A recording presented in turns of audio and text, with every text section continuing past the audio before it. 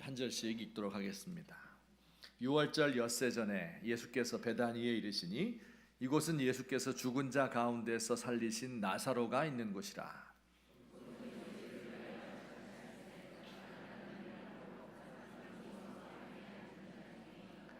마리아는 지극히 비싼 향유 곧 순전한 나드 한 근을 가져다가 예수의 발에 붓고 자기 머리털로 그의 발을 닦으니 향유 냄새가 집에 가득하더라.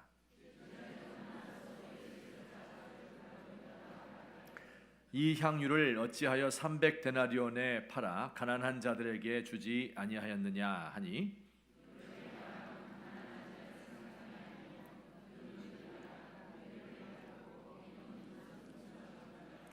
예수께서 이르시되 그를 가만두어 나의 장례할 날을 위하여 그것을 간직하게 하라.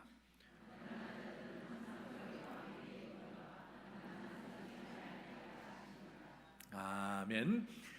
우리 요한복음은 21장까지 있는데 크게 두 부분으로 나눌 수 있다고 말씀드렸죠. 1장부터 11장까지는 표적의 책, 12장부터 21장까지는 영광의 책, 1장부터 11장까지는 예수님이 행하신 7가지의 기적, 7가지의 표적을 통해서 예수님이 어떤 분인가 하는 것을 가르쳐 주시고, 이제 12장부터 마지막까지는 예수님께서 십자가 지고 고통을 당하시는 이 일을 영광이다 이렇게 표현을 하며 예수님의 십자가 지시는 장면이 기록되어 있는 책입니다. 오늘 그 영광의 책의 첫 번째 단락이 오늘 우리가 읽은 요한복음 12장 1절에서 8절 마리아가 예수님의 발에 향유를 부은 사건입니다. 우리 11장 말씀에서 이미 살펴보았죠. 그 7가지 표적 중에 최고의 표적은 죽은 지 나흘 되었던 나사로를 살려준 일입니다. 살려주시면서 유명한 말씀하셨죠. 나는 부활이요 생명이니 나를 믿는 자는 죽어도 살겠고 살아서 믿는 자는 영원히 죽지 않을 것이다. 이 말씀을 하셨습니다.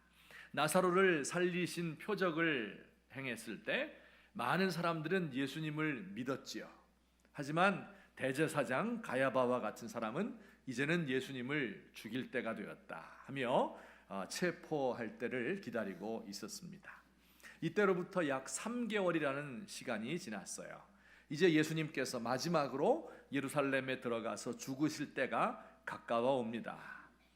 이때도 예수님은 마르다, 마리아, 나사로 3남매의 집이 있는 베단이라는 동네에 또 들르셨습니다. 12장 1절 말씀에 6월절 엿새 전이다 이렇게 이야기하는데 예수님이 6월절에 십자가에 못 박혀 죽으셨거든요. 그게 금요일입니다. 그 엿새 전이니까 아마도 토요일 저녁에 일어났던 일이다 이렇게 생각하시면 되겠습니다. 그 집에서 예수님을 위한 잔치가 베풀어졌습니다. 오빠인 나사로를 죽은 가운데서 살려주었잖아요. 그러니까 생명의 은인이고 위대한 하나님의 종 메시아다 하는 것을 믿는 마음으로 예수님이 오시는 것을 환영하며 파티를 베풀었습니다. 온 마을 사람들이 죽었던 나사로 장사 지냈던 걸 다 보았잖아요. 살아난 걸 보았잖아요. 그래서 그 집에 다 모여들었습니다. 마을 사람들을 불러놓고 음식을 많이 장만한 큰 잔치를 벌였습니다. 언니 마르다는 역시 주방에서 일을 해야 되겠죠. 또 죽었다가 살아났던 나사로는 마을 어른들과 함께 자리에 앉아서 식사를 하고 있습니다. 이때 마리아가 등장을 해서 정말 믿을 수 없는 행동을 보여줍니다. 우리 12장 3절 말씀인데요. 우리 같이 읽겠습니다. 시작.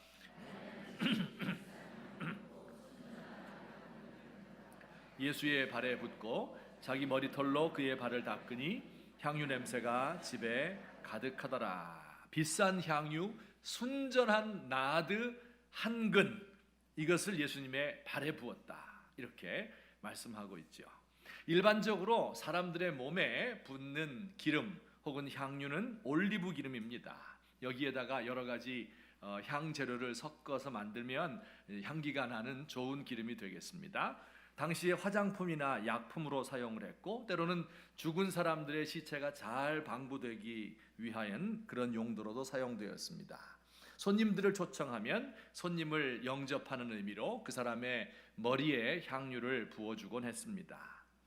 그런데 오늘 이 마리아가 예수님에게 사용한 향유는 순전한 나드다, 이렇게 성경이 말하고 있죠. 나드라고 하는 식물을 좀 보여주시기 바랍니다. 저렇게 생긴 예쁜 식물인데 그 산지가 이스라엘이 아니고요, 인도나 네팔의 산지에서 나는 그런 식물입니다. 매우 값진 향유를 준비할 때 그 즙을 사용합니다. 그러니까 다른 향유들은 올리브 기름에다가 향 재료들을 섞어서 배 앞에서 만드는데 순전한 나드, 이것은 그 식물에서 순수하게 짠 농축액, 이것을 가리키는 말입니다. 그러니 값이 얼마나 비쌌겠어요. 수천 킬로 떨어진 곳에서 산 위에 나는 그 식물을 채집을 해서 즙을 짜서 농축액을 만들어서 수천 킬로를 와서 이스라엘 땅에까지 와서 팔아야 되니 이 나드가 얼마나 귀한 식물인지, 귀한 향료인지 모릅니다. 한 근을 준비했다고 했는데 한 근은 330g입니다. 보통 사이다병 하나가 330ml죠. 그와 같은 양입니다. 박물관에 가면 그 당시에 유물들이 쫙 전시되어 있는데 보통 향유병은요, 새끼손가락만 합니다. 이 안에 농축액이 들어있기 때문에 작은 병을 사용해요. 혹은 조금 커도 바카스병만 해요. 그런데 이 여자가 사용한 나드병은 330ml가 들어가야 되니까 상당히 큰 병이어야 했을 것이다. 그 병을 보여주세요. 그림으로 이 목을 잘라서 그곳에 있는 향유를 다 부어서 예수님께 바쳤습니다. 그 값어치가 얼마나 될까요? 300데나리온 정도라고 하지요. 노동자의 300일치 봉급입니다. 요즘에 최저 시급을 따지더라도 일당을 5만 원만 잡아도요 1,500만 원의 가치가 있는 엄청나게 비싼 향유입니다. 이것을 세 식구밖에 없는데 어떻게 마련을 했을까? 부모가 남겨준 모든 재산을 다 팔았을까? 아니면 몇 년간 일한 것, 시집 가려고 장가 가려고 모아놨던 그 모든 것을 다 팔아서 이 향유를 마련하지 않았을까 생각을 합니다. 향유를 예수님의 발에 부을 뿐만 아니라 마리아는 자신의 머리털로 예수님의 발을 닦았습니다. 그곳에 있는 모든 사람들이 정말 놀랐습니다. 어떻게 이렇게 할 수 있을까? 제자들은 서로 수군거리기 시작했습니다. 도저히 이해할 수 없다는 표정으로 마리아를 보며 분이 나서 씩씩거리면서 말했습니다. 이 돈이면 너 얼마나 많은 사람들에게 먹을 것을 사줄 수 있는데 이런 식으로 한 번에 다 쏟아버리느냐? 낭비가 아니냐? 가롯 유다는 눈을 붉히면서 마리아를 꾸짖었습니다. 이 향유는 300데나리온의 가치가 있는데 이것을 팔아 가난한 자들에게 주는 것이 맞다, 이렇게 하며 이 여인을 꾸짖었습니다. 그러나 우리가 아는 대로 예수님께서는 이 여인의 행동을 칭찬하셨습니다. 자, 이 마리아의 행동이 무슨 의미가 있을까요? 오늘날 우리에게는 무엇을 가르쳐 주는 것일까요? 오늘도 우리 두 가지로 한번 살펴보도록 하겠습니다. 우선 첫째, 다 같이 시작. 예수님께 합당한 사랑의 표현이었다. 우리 마리아의 헌신을 한번 다시 찬찬히 봅시다. 그가 가진 모든 것을 다 팔아야 하는 것이었어요. 1,500만 원짜리 향유를 부어드린 것은 그렇다고 쳐요. 왜냐하면 죽었던 오빠를 살려주었으니까 생명의 은인이죠. 그러니 가장 소중한 것을 드리고 싶었을 테니까 있는 것 다 팔아서 이 돈을 마련했을 것이다. 여기까지는 이해가 돼요.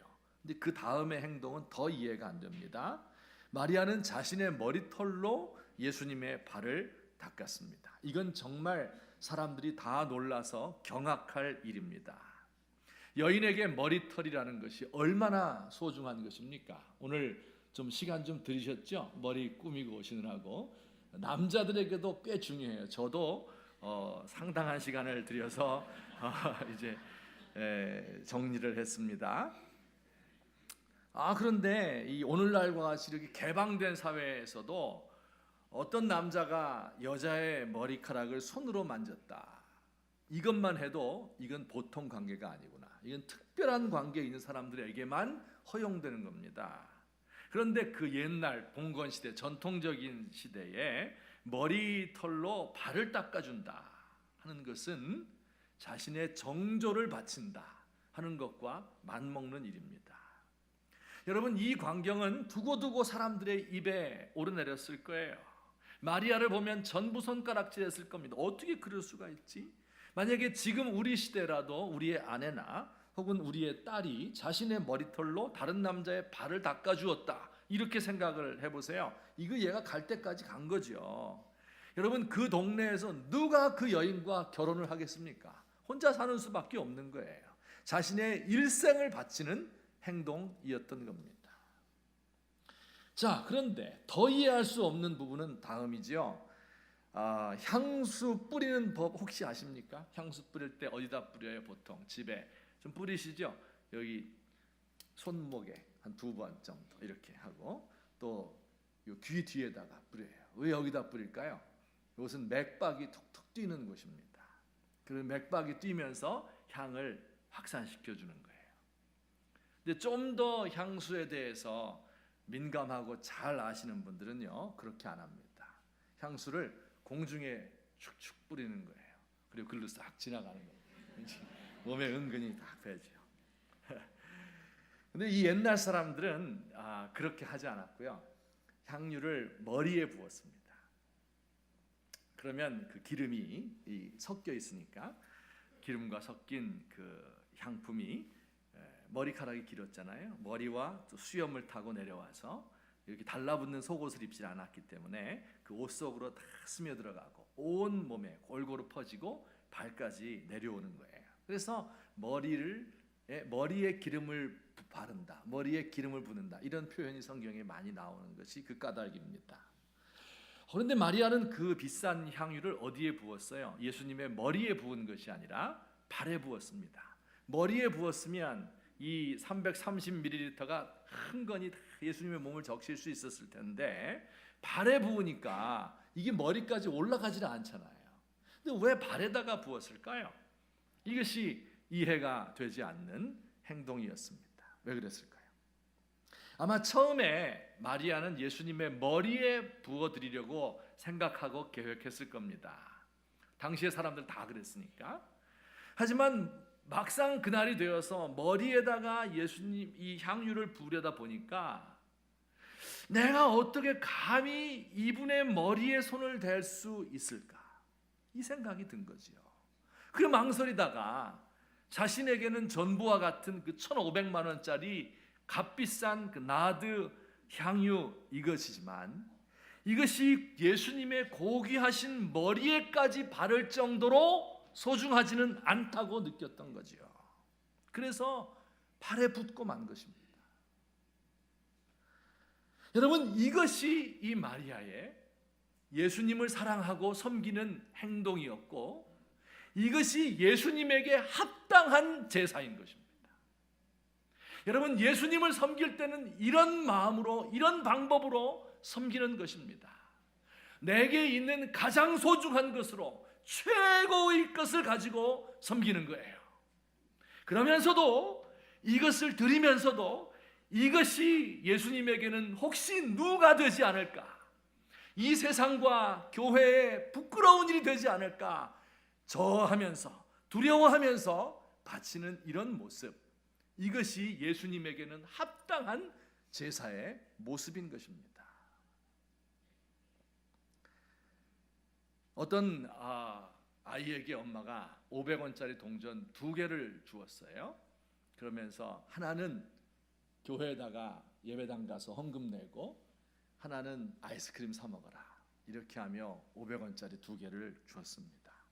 이 아이가 신나서 교회 룰루랄라 노래 부르면서 이제 가는데 뛰어가다가 그만 동전 1개를 떨어뜨렸어요.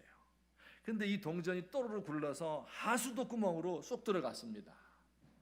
이 아이가 돈 찾으려고 열심히 찾는데 도저히 찾을 수가 없어요. 이제 일어나면서 이 아이가 혼잣말로 이야기를 했습니다. 아이고 하나님, 이거 어떻게 해요? 하나님의 돈 500원이 절로 들어갔네요. 자기 돈 내기 아까운 거죠. 뭐. 인색한 마음, 내 것인데 이런 마음으로 드리질 않았어요. 제가 아는 어떤 분은요, 이런 분이 있었습니다. 이 교회 집사님이었었는데, 그 집안에 보면 쓰던 물건인데 새 물건이 들어올 때가 있잖아요. 근데 이걸 버릴 수는 없는, 버리기에는 아직 새 거인, 그러나 새 것이 들어왔기 때문에 우리 집안에선 더 이상 필요가 없는 그런 물건 있죠. 네, 그럴 때 이분이 늘 하는 말이 뭐였냐면, 이거 교회나 갖다 주지, 이렇게 이야기했어요. 어떤 날도 업소가 있었는데 거기 카페트가 있는데 뭐 몇 년 안 됐는데 교체를 하는 거예요. 그러면서 이걸 교회에다가 싣고 왔어요. 그러면서 교회나 갖다 주지. 버리기는 너무 아까운 거예요. 버릴 수 없습니다. 그러나 쓸 수는 없어요. 이거는 교회나 갖다 주는 것이다, 이렇게 생각을 해요. 어떤 가정에 세 아들이 있는데 큰 아들은 책임감이 있고 애가 건실한 거예요. 아버지 사업을 물려줘야 되겠다. 둘째 아들이 있는데 애가 너무 똑똑한 거예요. 얘는 사법고시를 보게 해야 되겠다. 우리 집안을 일으키도록 해야 되겠다. 막내를 보니까 딸리는 거예요. 얘는 목사나 시켜야 되겠다.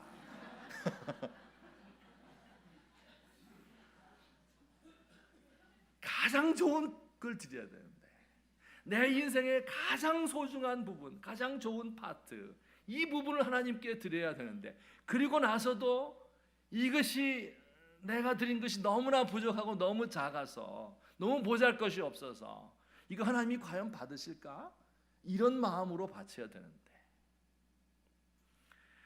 제가 목회하던 어떤 교회에 한 가정이 있었어요.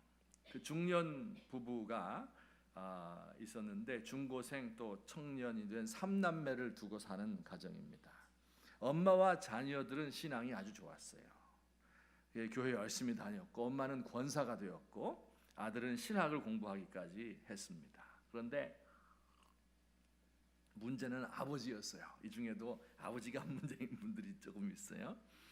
아버지가 가뭄에 콩나듯이 잊어버릴 만하면 한 번씩 교회에 나오는 분이었어요. 그래서 엄마와 자녀들의 기도 제목은, 기도할 때 왜 기도 제목 주세요 이러잖아요. 그러면 항상 1번이 우리 아버지의 구원, 이것이 1번이었습니다. 그 아버지는 교육을 많이 받은 분도 아니었고 또 특별한 기술을 가진 분이 아니었기 때문에 그 가정이 늘 경제적으로 쪼들리고 풍성하지를 못했습니다. 하지만 기본적으로 가정을 돌보는 성실한 가장이었어요. 그런데 가끔씩 이제 아버지가 술을 드시고 집에 오는 날은 그 가정이 지옥으로 변하는 날입니다. 아빠는 가족들을 풍성하게 과외비도 탁 주고 이렇게 돌보지 못하는 데 대한 미안한 마음이 늘 자리 잡고 있었고, 또 자신의 꿈이 있었겠죠. 이것을 이루지 못한 한과 같은 것이 마음 깊이 있었어요. 근데 이 평소 때는 참 착하고 인간성이 좋았는데 술만 들어가면 이게 이제 본성이 마음에 깊이 숨겨두었던 게 막 나오는 거죠. 그래서 주체를 하지 못하는 거예요. 그래서 소리를 지르고 가재도구를 내던지고 막 이랬어요. 그러면 아내와 아이들은 공포에 떠는 거죠. 아이들이 자라나게 되니까 아빠에게 막 대항하죠. 이래서 가족들과의 관계가 회복되기 어려울 정도로 손상이 되어버렸습니다. 그 가정은 아주 지옥과 같은 가정이 된 것이죠. 나중에 들어보니까 그분이 신앙심이 아주 없진 않았습니다. 중동 건설 붐이 한창일 때 사우디에 몇 년 다녀온 적이 있었는데, 그때 이제 너무 외롭고 힘들어서 하나님께 기도를 드렸다는 거예요. 근데 신앙적인 체험이 있고 하나님을 만난 기억이 있습니다. 그런데 한국에 돌아와서는 이제 이걸 미루게 되는 거죠. 왜냐하면 교회 가려면 술, 담배 끊고 가야 되는데 그 생각에 하루 이틀 1년 2년 미루다 보니까 교회를 멀리하게 됐다고 합니다. 여기서 잠깐 술, 담배 끊고 교회 나온 거 이거 맞습니까? 순서 반대입니다. 여러분 이거 꼭 기억하셔야 돼요. 술, 담배 먼저 끊고 교회 나오려면 평생 못 나와요. 일단 교회 나온 뒤에 끊으셔요. 저절로 끊어집니다. 그런 걱정하지 마시고, 아내들도 얘기할 때 술, 담배 끊고 교회 나오세요 이러지 마세요. 하면서 그냥 나오세요. 그리고 나중에 저절로 끊어지는 거, 이게 순서입니다. 어쨌든 그러나 이분은 그렇게 생각을 했던 거예요. 그래서 교회를 안 나왔어요. 아무튼 그러던 중에 한 50대 중반쯤 되었을 때 그 몸이 이상해서 병원에 체크를 해보니까 폐암 진단을 받았습니다. 근데 놀라운 것은 그가 그 암 투병을 하면서 하나님을 다시 만나게 된 겁니다. 중동에서 만났던 그 하나님, 자신이 아무것도 이루어 놓은 것이 없기 때문에 하나님께 대한 면목이 없어서 교회 못 나간 거죠. 가족들을 대할 면목이 없어서 술만 먹으면 엉뚱한 짓을 한 거죠. 그 하나님이 그에게 다시 찾아오셔서 하나님이 그를 불러주시는 체험을 하게 됩니다. 일반적으로 교회에서는 토요일마다 청소를 합니다. 그 당시에 교회당의 크기가 우리 교회 본당보다 좀 더 컸고 부속 건물들이 많이 있었습니다. 근데 언젠가부터 그분이 토요일 날 청소 시간에 나오기 시작했어요. 아침 9시에 나오면 1시 정도, 서너 시간 정도 걸려야 청소를 다 할 수가 있는데 매주 한 주도 거르지 않고 청소를 합니다. 청소가 쉬운 일이 아니지요. 특히 암 걸린 사람에게는 아주 어려운 일일 것입니다. 마스크를 끼고 빗자루와 걸레를 들고 오전 내내 쉬지 않고 예배당을 쓸고 닦았습니다. 여름날에는 굵은 땀방울이 그의 주름진 검은 얼굴을 타고 끊임없이 흘러내렸어요. 결국은 입고 있던 겉옷을 벗고 속옷까지 다 젖었습니다. 그의 굵은 땀방울은 어찌 보면 자신의 과거의 삶을 돌이키며 후회하는 눈물 같기도 하고, 혹은 자신을 다시 만나주신 하나님께 대한 감사를 표현하는 방법이기도 했습니다. 저는 예수님께서 그의 마음을 기쁘게 받으셨다고 믿습니다. 자신이 할 수 있는 모든 것, 돈도 없고 가진 것이 없고 건강도 부족하지만 내게 있는 것, 남아있는 것 하나, 이것을 가지고 주의 전을 위해서 일해야 되겠다. 죽을 각오를 하고 나와서 바친 겁니다. 제가 토요일 날 가끔 이제 그분을 만나잖아요. 그러면 악수를 청하고 인사를 하고 얼마나 고생을 하십니까? 저는 청소 안 했거든요. 설교 준비한다 그러고 미안하지만 그분 청소하는데 얼마나 미안해요. 그래서 암 걸렸는데 참 고생하십니다. 그렇게 이야기하면 그분은 별로 대답도 하지 않아요. 그냥 고개만 푹 숙이고 내가 하는 일이 무슨 도움이 되겠습니까? 이렇게 이야기를 하는 것이 고작이었습니다. 여러분, 그에게 사람의 눈치를 본다든가 사람이 알아주기를 원한다든가 대가를 바란다든가 이런 마음은 전혀 찾아볼 수가 없었습니다. 하나님을 향해서 남아있는 자기의 모든 것을 다 바치지만 하나님께 대한 감사의 마음과 그리고 겸비한 심령으로 그에게 하나님께 드린 겁니다. 암 치료를 위해서 노력을 했지만 결국은 전이가 되어서 5년 만에 돌아가시고 말았는데 마지막 순간까지 교회 청소하는 일을 놓지 않았습니다.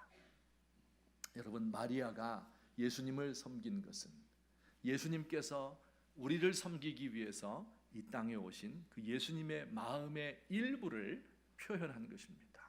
이런 제사가, 이런 희생과 섬김이 우리 예수님에게 합당한 제사와 섬김인 것을 믿으시기를 주의 이름으로 축원합니다. 두 번째, 또 이 사건이 우리에게 보여주는 것은 무엇일까요? 우리 같이 읽겠습니다. 시작. 아까는 예수님을 섬기는 정신이었다면 이번에는 세상을 섬기는 정신도 보여주고 있습니다. 자, 여러분, 우리 이 여인의 행동에 대한 사람들의 반응이 어땠다고요? 다 분개했죠. 아니, 이렇게 비싼 향유를 이렇게 단번에 그것도 발에다가 뿌려버리는 이런 낭비가 어디 있느냐, 이렇게 생각하며 마리아를 꾸짖었습니다. 근데 여러분, 생각해보면 이들의 말이 옳지 않습니까? 만일 어떤 분이 저에게 한 10만 원짜리 되는 이 향수를 한 병 딱 선물했어요. 고맙죠. 어쨌든 제가 이것을 한 방울 한 방울 칙칙 이거를 아껴가면서 1년 동안 사용을 한다면 뭐 하여튼 저에게는 과분하지만은 그러나 고맙게 받고 참 감사합니다. 이렇게 하면 될 것 같아요. 근데 어떤 분이 저에게 1,000만 원짜리를 선물했어요. 그러면 너무 과한 거죠. 그럼 저는 그것을 돈으로 바꾸어서 청년 선교하는데 헌금할 것 같아요. 근데 예수님은 안 그랬어요. 그리고 이 여자를 칭찬했어요. 야, 예수님 이상하시다. 평소에 안 하시던 행동을 하시는 거죠 지금. 어떻게 이럴 수 있을까? 우리 그런 생각이 듭니다. 그러니 이 옆에 둘러선 사람들의 이 여자를 향한 그 꾸지람, 이게 더 맞지 않아요? 이게 더 합리적인 이야기 아닙니까? 여러분, 그러나 우리 이렇게 생각을 하셔요. 지금 이 사람들은요, 잘 보세요. 예수님을 섬기는 것과 가난한 사람을 돕는 것을 서로 상반된 것으로 생각하고 있어요. 그렇죠? 그런데 오늘 이 말씀이 우리에게 가르쳐주고 있는 것은 세상을 섬길 때, 가난한 자들을 섬길 때 예수님을 섬기는 것과 같은 마음으로 섬겨야 된다 하는 것을 보여주는 거예요. 가난한 자들을 섬기는 그 기초, 그 마음, 그 목적, 이 모든 것이 예수님을 섬기듯이 그렇게 해야 되는 것을 가르쳐주고 있는 말씀이에요. 정말 사람들을 섬길 때도 겸손과 감사로, 내가 드리는 것이 얼마나 될 것인가, 내가 나에 있는 모든 것 다 드려서 최선을 다해서 저 가난한 사람을 섬기지만 그것이 과연 그 사람에게 얼마나 될 것인가, 미안한 마음으로, 부끄러운 마음으로 드리는 이 봉사를 세상이 원하고 있다는 겁니다. 여러분 잘 보세요. 오늘날 세상에서 봉사한다고 하는 사람들의 모습을 보시기 바랍니다. 봉사하는 척하지만 속으로는 자기 이익을 다 챙기고 있습니다. 겉으로는 국가와 민족을 위하는 애국자인 척하지만 사실은 자신의 권력을 위해서 일하고 있는 것입니다. 여러분 보세요. 오늘날 복지제도, 복지라고 하는 것이 무엇입니까? 돈 많이 걷어서 복지 준다 이렇게 하면 왜 그렇게 하느냐? 거짓 취급하는 겁니다. 여러분 이런 마음으로 사람을 섬기면 안 되는 거예요. 예수님이 지금 그것을 또한 설명해 주고 계신 것입니다. 가난한 사람을 챙기는 것 중요하지요. 하지만 주님은 그 봉사를 하는 우리의 마음이 어떠한가 하는 것을 먼저 묻고 계신 겁니다. 정말 주님을 섬기는 마음으로, 감사와 겸손의 마음으로, 혹시 내가 하는 봉사가 교회나 세상에 누가 되지 않을까 하는 마음에서 나오는 그 봉사가 세상을 살리는 것입니다. 이것을 우리 주님께서 가르치고 싶으셨던 두 번째 내용입니다. 만약에 어떤 가정에서, 안 믿는 가정인데요, 아내가 남편에게 여보 나 이제부터 교회에 나갈래요, 교회 가기로 결심했어요, 이렇게 말하면 우리 남편들이 뭐라고 대답할까요? 그 반응이 뭘까요? 정답이 있어요. 그래 잘 다녀봐. 그런데 너무 깊이 빠지지는 마라. 이게 남편들의 답. 자녀들이 교회에 열심히 다니려고 하면 부모님들은, 심지어 교회에 잘 다니는 집사님, 권사님, 부모님들도 이렇게 말할 것 같아요. 그래 예수 믿고 교회 나가는 거 당연하지. 하지만 우선 대학이나 들어가고 보자. 대학 들어가서 뭐 열심히 또 하려고 그러면 야 요즘 취직이 어렵다는데 대학에서 그렇게 너 어영부영 놀 시간 없어. 이 아이가 자라나면 아파트 한 채 살 때까지는 그래도 아끼고 또 아껴야지. 아이들 키우면서 애들 등록금 내고 학원비 내고 결혼 자금 해야 되고 이런 마음들. 조금 지나면 노후를 대비해서 뭔가 준비해야 될 텐데. 여러분 굉장히 합리적인 생각이죠. 광신자 되고 맹신자 되면 안 되는 말은 맞죠. 나의 삶을 준비하고 다른 사람에게 신세지면 안 되죠. 어려운 비 오는 날을 대비해야 되고 노후를 준비하는 일 모두 다 해야 되는 중요한 일일 것입니다. 그래서 이런 일 잘하는 사람을 세상에서는 합리적이고 지혜로운 사람이라고 평가할 것입니다. 하지만 하나님의 일은 언제 하는 겁니까? 그러면 언제 하는 겁니까? 생각해 보면요, 우리의 삶이 굉장히 합리적인 것에 의해서 돌아가는 것 같지만요, 결국 그렇지 않습니다. 합리적으로 설명할 수 없는 무조건적인 헌신, 이것이 우리의 삶의 기반이고 근거이고 때로 우리 삶의 목적이 됩니다. 예를 들어 볼게요. 결혼을 생각해봐요. 결혼. 정말 합리적인 사람이라면 결혼할 수 있을까요? 그 사람을 어떻게 믿고 결혼해요? 이거 재고 저거 재고, 야 내가 이 사람 믿고 먹고 살 수 있을까? 요리 생각 저리 생각하다가 아무런 결정을 내릴 수 없습니다. 여러분, 결혼은 누가 하는 겁니까? 사랑의 눈이 멀어. 내가 이러면 안 되는 것 같은데 사람들도 이거 너 이렇게 하면 안 된다고 생각하는데 그에게 모든 것을 주어도 왠지 아깝지가 않아요. 내가 아끼던 재물과 시간과 모든 노력과 정조를 다 바쳐도 조금도 낭비라고 생각이 안 드는 것뿐만 아니라 이걸 저 사람이 과연 받을 수 있을까? 나를 부끄럽게 생각하는 그런 마음이 생길 때 그 사람이 비로소 결혼할 수 있는 겁니다. 결혼은 그런 거예요. 합리적인 선택이 절대 아닙니다. 아기를 낳는 것은 어떻습니까? 죽을 것 같은 고통이 찾아오는 것을 알죠. 죽을 각오를 하는 거예요. 그러면서 무모한 결정을 하는 사람이 생명을 얻을 자격이 있는 사람이에요. 역사를 바꾸는 사람들 전부 바보 같은 짓이에요. 이게 자기를 죽이는 줄 아는 거예요. 그러면서 자기를 헌신하는 사람이죠. 하나님 나라도 이런 분들을 통해서 이루어집니다.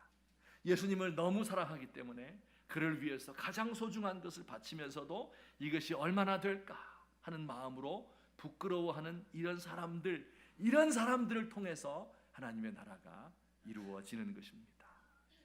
여러분, 우리 조국이 이렇게 잘못되어 가고 있는 이유가 어디에 있다고 생각하십니까? 그 다 사람에게서 나오는 거예요. 사람의 중심에서 나오는 거예요. 그 마음에서부터 나오는 겁니다. 세상에 봉사한다고 겉으로 생각하면서 사실은 자기의 이익을 챙기는 사람들, 거지와 같이 나눠주는 걸로 생각하는 사람들, 목회자들도 세상에서 받고 누리고 대접받을 것 다 받고 이것을 당연하게 생각하는 목회자들, 이런 사람들이 교회를 힘들게 만드는 것입니다. 결론적으로 말씀을 드리겠습니다. 여러분, 이 향유를 팔아서 가난한 자들에게 주는 것이 맞지 왜 이렇게 허비했느냐, 이렇게 꾸짖는 이 여인에게 대해서 예수님이 한 말씀 하셨어요. 근데 언제나 그렇듯이 예수님의 말씀이 난해해요. 이 말씀 참 난해합니다. 18절 말씀 한번 보겠습니다. 8절 말씀 다 같이 읽겠습니다. 시작.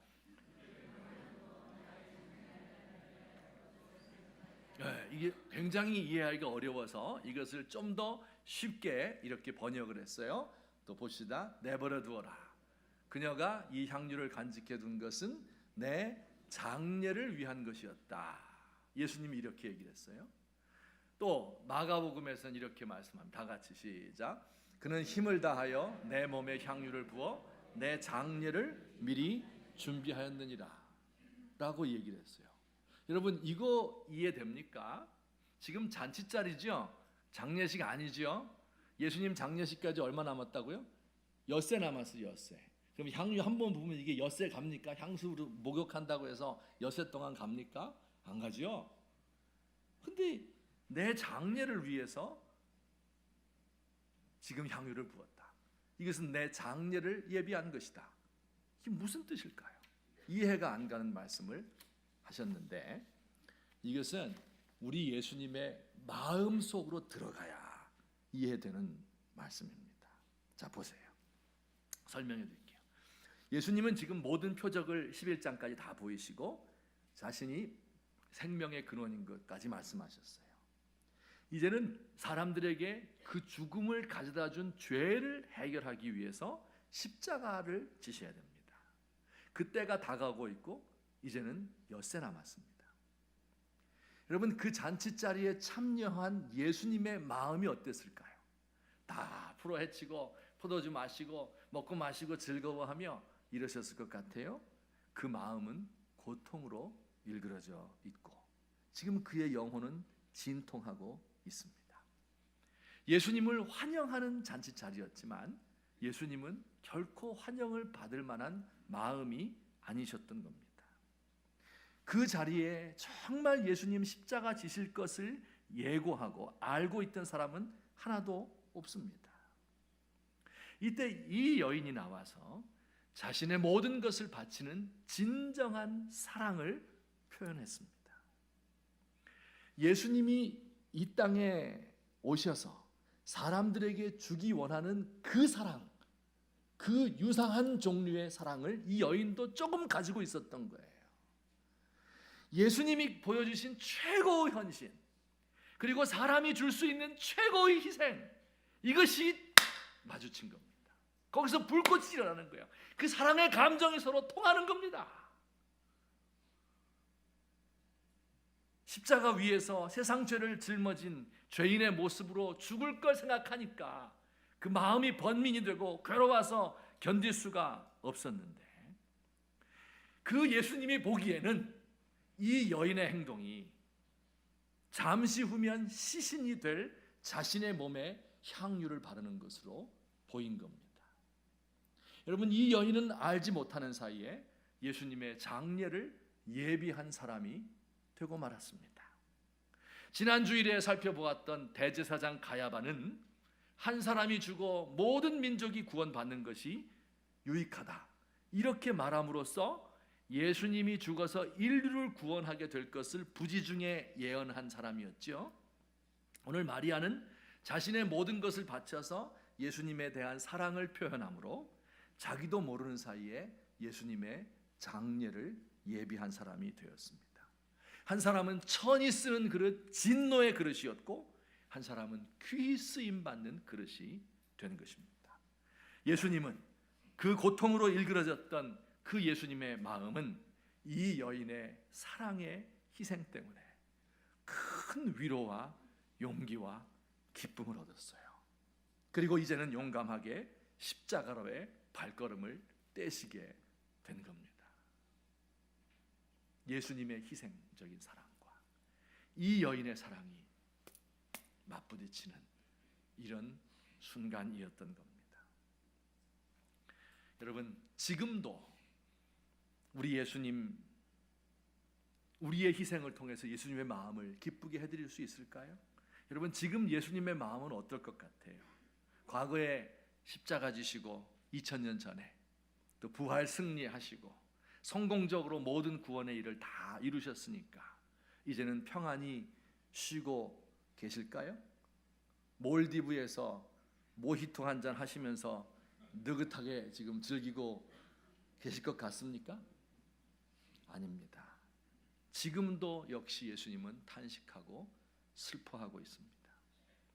과거에 십자가를 이미 지셨지만 사람들의 죄악이 그치지 않기 때문에 탄식하고, 한반도를 내려다보면서 이 사람들의 무지와 이기심이 자신들을 올가매어 점점 더 전쟁의 길로 치달아가는 것을 보기 때문에 슬퍼하십니다.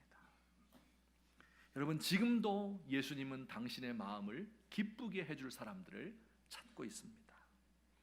마리아와 같이 최상의 방법으로 최고의 헌신과 봉사를 드리면서, 그러면서도 내가 얼마나 큰 일을 하고 있는지 알지도 못하고 알 필요도 없는 사람, 자신의 가진 최고의 것을 드리면서도 감히 예수님의 머리를 만질 수가 없어서 발만 손을 대는 사람, 이와 같은 마음으로 예수님을 섬기고 세상을 섬기는 사람들을 우리 예수님께서 찾고 계십니다. 우리에게 이런 마음이 있을 때 예수님의 그 사랑과 합하여지고 여기서 불꽃이 튀고 여기서 진정한 기쁨이 있고 여기서 구원의 역사가 시작되는 것입니다. 우리 이와 같은 일에 쓰임받는 귀한 그릇 다 되시기를 예수님의 이름으로 축원합니다. 같이 한번 기도드리겠습니다. 우리 들은 말씀을 생각하면서 한번 기도했으면 좋겠습니다. 저도 이 말씀을 준비하면서 마음속으로 무척이나 회개를 했습니다. 저도 한때는 마음속으로나마 이 마리아와 같이 가장 소중한 것을 내 일생을 통째로 주님 앞에 바쳐야 된다. 그러면서도 그 예수님의 사랑에 비하면 이것은 정말 나 같은 걸 바쳐도 될까? 이렇게 생각을 한 적들이 있었는데 어느새 그런 생각들을 잊어버리고 내 것을 바치지도 않고 다 챙겨놓고 이기적으로, 그리고 조금 봉사해놓고 남들보다 잘했다, 때론 자랑을 하려고 하고 내보이려고 하고 알아주었으면 좋겠고 이것 때문에 내가 높아졌으면 좋겠고, 이런 마음을 가지고 있는 자신을 보면서 참 고통스러웠고, 이것이 오늘날 우리 교회를 힘들게 만드는 원인이겠구나. 어떻게 보면 우리 교인들이 좀 불쌍하지 않을까, 그런 생각을 하게 되었습니다. 우리 사랑하는 귀한 성도님들, 우리 마리아의 헌신을 이 한 주간 동안 깊이 생각하면서 우리도 이와 같이 예수님의 마음을 기쁘게 해드릴 수 있는 그 사랑의 불꽃이 튈 수 있는 이런 봉사를 하게 해주십시오. 이 시간에 같이 한 목소리로 간구하겠습니다. 사랑의 하나님 아버지, 은혜를 감사합니다. 아버지, 부족한 종이 아버지여, 제가 내 몸을 드린다고, 모든 것을 바친다고 이야기를 했는데, 결심을 했는데, 아버지 하나님, 돌이켜보면 하나님, 제 자신의 것을 더 많이 챙기고 사람들로부터 대접받는 것을 너무 당연하게 여기고 매너리즘에 빠지고, 하나님 아버지, 그래서 우리 주님의 마음으로부터 멀리 떨어진 것을 제가 기억합니다. 하나님 아버지, 용서해 주옵소서. 불쌍히 여겨 주옵소서. 아버지여, 주께서 원하시는 그 헌신과 봉사가 어떤 것인지 아는데 아버지, 이를 제대로 감당하지 못한 저를 불쌍히 여겨 주옵소서. 하나님께서 우리 사랑하는 성도들을 기억하여 주옵시고, 정말 우리 가운데 예수님과의 고통 가운데서의 만남을 통하여서 우리의 모든 죄악을 사하시고 나를 받아주신 데 대한 기쁨 때문에 시간 가는 줄 모르고 기도하며, 그리고 내게 있는 것을 아까운 줄 모르고 바칠 수 있는 하나님의 사람들 되도록, 내게 있는 가장 소중한 것을 주께 드리면서도 이것이 주께 얼마나 될 것인가를 고민하며, 이것이 주님께 누가 될 것인가 생각하며 안타까워할 수 있는 이런 심정을 우리에게 허락하여 주시옵소서. 하나님 아버지, 우리의 봉사가 하나님 앞에 과연 무엇입니까? 주여, 우리를 불쌍히 여겨 주시옵소서. 사랑의 하나님 아버지, 은혜를 감사드립니다. 오늘 이 시간도 저희를 주의 전으로 불러주시고 우리 예수님의 사랑에 대해서, 또 우리가 예수님께 바쳐드리고 싶은 사랑에 대해서 이야기 나눌 수 있도록 하셨사오니 감사합니다. 하나님 아버지여, 주님께서 우리에게 베푸신 그 희생과 사랑을 생각할 때에 우리가 주님 앞에 무엇을 아낄 수 있겠습니까? 하나님, 우리 최고의 것, 최상의 것을 드려서 우리 하나님을 봉사할 수 있도록 하여 주시고, 사람들을 섬기고 세상을 섬길 때에도 가난한 자들에 대해서 그들을 무시하고 멸시하며 동전 몇 입 떨어뜨려 주는 것이 아니라, 내가 그 자리에 있어야 되었는데 이렇게 잘 살게 된 것이 미안한 마음으로 나의 이 헌신과 큰 봉사가 사람들에게, 세상에, 교회에 누가 되지 않을까 부끄러워하는 마음으로 헌신할 수 있는 진정한 주님의 사람들 될 수 있도록 도와주옵소서. 그래서 우리 예수님이 기뻐하시고 예수님이 사랑하시고 그 사랑 가운데 우리가 하나가 될 수 있는 귀한 주의 백성들 되도록 주께서 복 내려 주시옵소서. 예수님의 이름으로 기도하옵나이다. 아멘. 우리 함께 찬송 부르겠습니다. 찬송가 317장, 다 함께 자리에서 일어나셔서 헌신하는 마음으로 부르시도록 하겠습니다.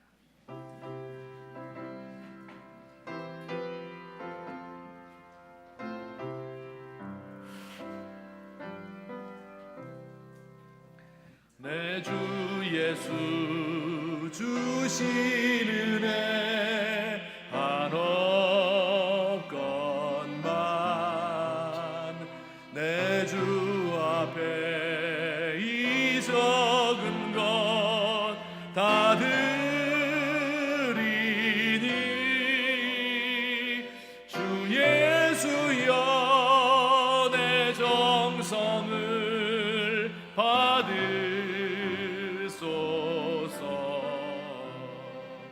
주 날 위해 보배로운 피 흘리사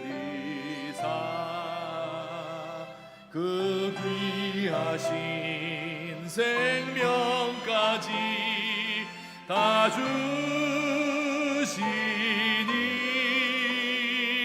내 전한 몸이 죄의 명을 왜 아끼랴. 주 예수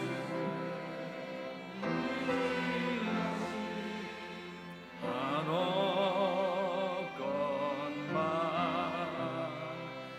나 주 위에 바친 것은 참 적으니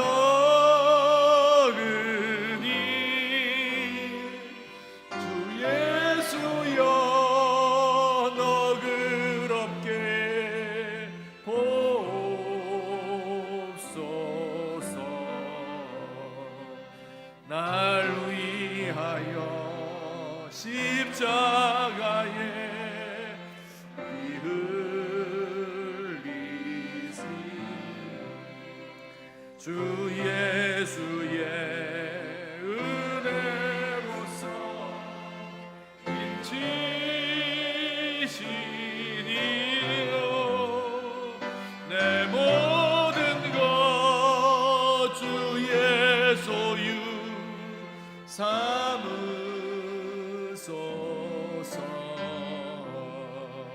주 날 위해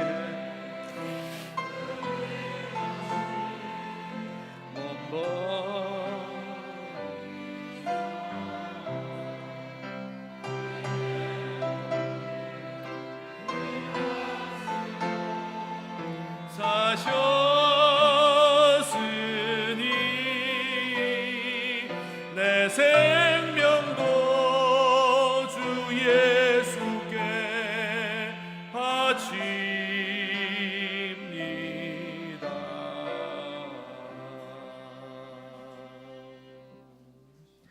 주 예수께 빚진 것이 한없건만 나 주 위에 드린 것은 참 적으니 주 예수여 너그럽게 보옵소서.